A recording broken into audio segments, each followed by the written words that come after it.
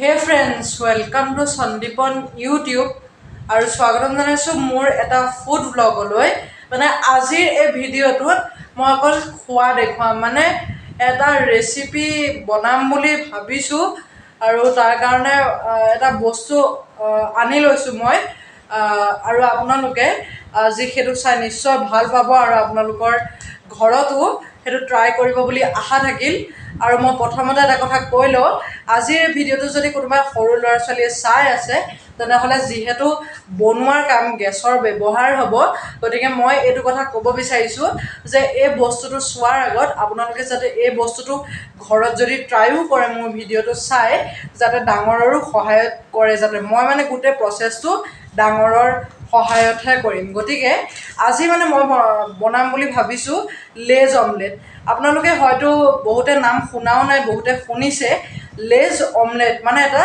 চিপছৰ এটা মোৰ ওচৰতে আংকল চিপছ আছে এটা চিপছৰ ৰেচিপি আৰু অমলেটৰ এটা ৰেচিপি মানে দুইটা মিক্স কৰি আজি মানে মই সব আপোনালোকক প্ৰচেছটো দেখুৱাই আছোঁ যে লেজ অমলেট আচলতে কি বস্তু কেনেকৈ বনায় লাষ্টত কি হয় কিন্তু তাৰ আগতে মই আপোনালোকক দেখুৱাই লৈছোঁ এটা বা দুটা 10 টকীয়া বা 20 টকীয়া চিপছ লাগিব বাকীখিনি প্ৰচেছ চাই লওঁ আহক এতিয়া আমি লেজ অমলেট বনাবলৈ প্ৰস্তুতি কৰিছোঁ চাব পাৰে ইমানখিনি বস্তু মই ধুনীয়াকৈ সজাই লৈছোঁ মই চিপছটো গুড়ি কৰি লৈছোঁ কাৰণ লেজ অমলেট বনাওঁতে সদায় চিপছটো গুড়ি কৰি ল'ব পাৰে আৰু আপোনালোকৰ ইচ্ছামতে মনৰ ইচ্ছামতে আপোনালোকে যিকোনো চিপছে এইটো বনাওঁতে ল'ব পাৰে মই যেনেকৈ লৈছোঁ আংকল চিপছ আপোনালোকে যিকোনো ধৰণৰ চিপছে এইটো বনাওঁতে ল'ব পাৰে 10 টকাৰ হওক 20 টকাৰ হওক 50 টকাৰ হওক 5 টকাৰ ল'লেও ল'ব পাৰে খালি বস্তুটো অলপ সৰু হ'ব পাৰে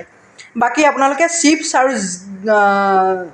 ডিম যিমানে দিয়ে দিব পাৰে আমি দুটা ডিম দিম বৰ্তমান দেখাবৰ কাৰণে এটা ডিম লৈছোঁ মানে ডিমটো আপোনালোকে যিমানে দিয়ে পিছত যেতিয়া বস্তুটো হৈ উঠিব তেতিয়া বস্তুটো সিমানে ডাঙৰ হৈ যাব বস্তুটো মানে আমি দুটা দিম এতিয়া বৰ্তমান এটা ডিম এটা যিকোনো চিপছ আমি আংকল চিপছ 10 টকীয়া লৈছোঁ আপোনালোকে যিকোনো ল'ব পাৰে অলপমান পিঁয়াজ বিলাহী আৰু নিমখ আৰু হালধি এইখিনি বস্তু চিপছটো নুলিওৱাকৈ চিপছটোৰ ভিতৰতে এনেকৈ ভৰাই দিব মোলৈ চাই যাওক এনেকৈ গোটেইখিনি মই অলপমান ভৰাই দেখুৱাই দিছোঁ গোটেইখিনি পৰি গৈছে গোটেইখিনি আপোনালোকে এনেকৈ দি দিব এতিয়া উপায় নাই মই বিলাহীও ঠিক তেনেধৰণেই দি দিম আৰু এটা কথা আপোনালোকে যদি ভাবিছে যে চিপছটো গোটেইখিনি বস্তু উলিয়াই আপোনালোকে আচলতে ছাইডত থৈ পেলাই তাৰ বাতি এটাত থৈ পেলাই গোটেইখিনি বস্তু দিব তেনেহ'লে প্ৰথম চিপছটো গুড়ি কৰি ল'ব আচলতে ইয়াৰ ভিতৰতে চব বস্তু আপোনালোকে দি দিব চিপছটো বাহিৰলৈ নলিয়াব আপোনালোকে ডিমটো এই চিপছটোৰ ভিতৰতে ভৰাই দিব আৰু মই চাব পাৰে এনেকৈ আপোনালোকক দেখুৱাই দিছোঁ এনেকৈ চব বস্তু ডিমটোলৈকে আপোনালোকে ভৰাই দিব আৰু এতিয়া মই আপোনালোকক গেছত দিয়াটো দেখুৱাই আছোঁ গতিকে এইখিনি বস্তু লাগে লেজ অমলেট বনাওঁতে পিঁয়াজ বিলাহী ডিম যেটাই দিয়ে হালধি আৰু এটা চিপছ লাগিব যিটো আপোনালোকে এনেকুৱা এডাল সৰু বা ডাঙৰ ৰবৰেৰে বান্ধি দিব লাগিব যিহেতু গেছত এইটো ভাপত থাকিব ন গতিকে আপোনালোকে টাইটছে 3ডালমান ৰবৰে এইটো এনেকৈ বান্ধি দিব লাগিব তেতিয়াহে বস্তুটো ভিতৰত সিজিব গতিকে এইখিনি আমি গোটাই লৈছোঁ এইখিনি বস্তু আৰু ইয়াৰ ভিতৰতে চব বস্তু দি দিব গতিকে এতিয়া পাকঘৰত আহি গোটেইখিনি মই যি আপোনাক দেখুৱাই দিছিলোঁ থালখনত সেইখিনি গোটেইখিনি বস্তু এনেকৈ দি গেছটো ল' ফ্লেমত দি এনেকুৱা এটা পাত্ৰত গৰম পানী 2 মিনিটৰ কাৰণে ৰাখি পেলাই এইটোক আমি ৰবৰেদি চিল কৰিব লাগিব মানে ৰবৰেদি এনেকুৱাকৈ কৰি পেলাই এইটোক আমি দি পেলাই এনেকৈ ঢাকি দিব লাগিব গতিকে এনেকৈ গোটেইখিনি বস্তু দি পেলাই আপোনালোকে মিক্স কৰি দিব খালি চামুচ এখন দি মিক্স কৰি দিব মই যিখিনি বস্তু দেখুৱালোঁ এনেকৈ মিক্স কৰি এনেকুৱা এটা পাত্ৰত পানী 2 মিনিটৰ কাৰণে গৰম কৰি মিক্স কৰি দিব আৰু গেছটো ল' ফ্লেমত ৰাখিব আৰু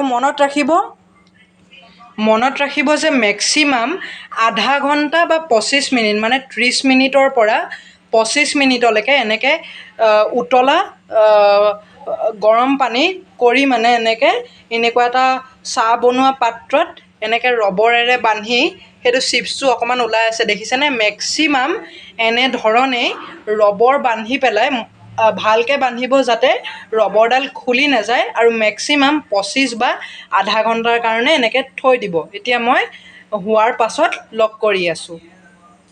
অ'হ' চাওক না ফ্ৰেণ্ড, চাওক, আপোনালোকে ঠিকেই দেখিছে। আপোনালোকে চাওক, পিঁয়াজ, বিলাহী, 2টা ডিম, হালধি আৰু এটা চিপছ, এইখিনি দিওঁতেই ইমান ধুনীয়া, ইমান ডাঙৰকৈ বনিছে। মানে এইটো কোনো হোটেলৰ পৰা অৰ্ডাৰ কৰি অনা নাই। এইটো মানে ঘৰতে সেই মই যে দেখুৱালোঁ প্ৰথমত বস্তুকেইটা প্ৰায় আধা ঘণ্টা, 8টাৰ পৰা 8:30লৈকে আধা ঘণ্টা বা 25 মিনিট আপোনালোকৰ চকুৰ নজৰত ৰাখি থ'ব খালি, আৰু গেছটো ল' ফ্লেমত ৰাখিব। চচ টচেৰে কি ধুনীয়া লাগিছে, খাওঁতে যে কি মজা লাগিব গাইজ।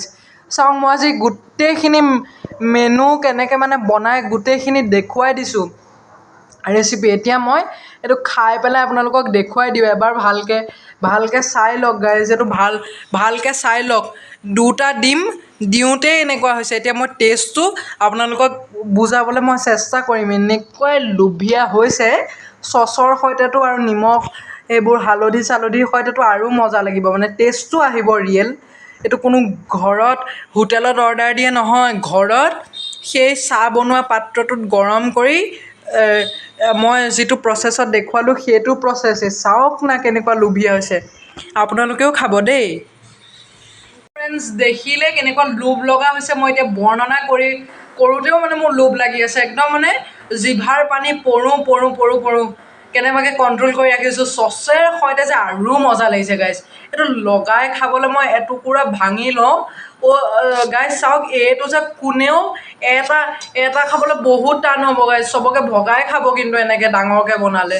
আমাৰ গোটেই মোৰ মা, পাপা, মই চবে মিলি খামতো। 8:30 হ'ল, ভাত খাবৰে হ'ল, মানে অকণমান খাইছোঁ সেইকাৰণে বৰ্ণনা কৰিম। কি মজা,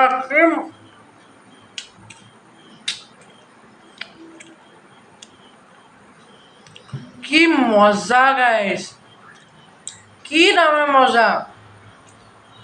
মই বৰ্ণনা কৰিব পৰা নাই। মই এইটো বস্তু আপোনালোকে দেখিলেতো, এয়া চাওঁ না, মই অকণমান ওপৰৰ পৰা দেখুৱাই দিওঁ। এইটো বস্তুৱে কোনো হোটেলৰ পৰা অৰ্ডাৰ কৰা নাই। এনেকুৱা ধুনীয়া হৈছে, মানে ডিম আৰু বিলাহীৰ একদম আচল সোৱাদটো আহিছে।